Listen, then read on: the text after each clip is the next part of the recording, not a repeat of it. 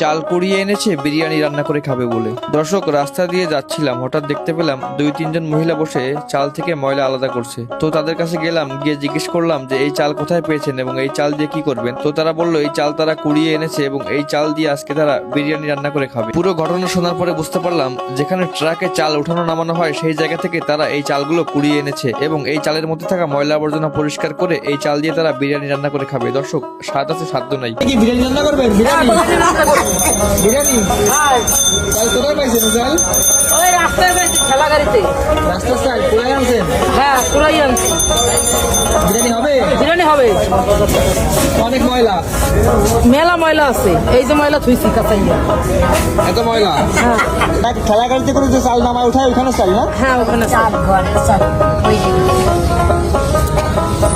তো ভালো মজা হবে বিরিয়ানিতে আজকে। হ্যাঁ, আপনি দাওয়াত করতেন। দাওয়াত দিচ্ছেন আমারে? হ্যাঁ, আপনি দাওয়াত। ঠিক আছে।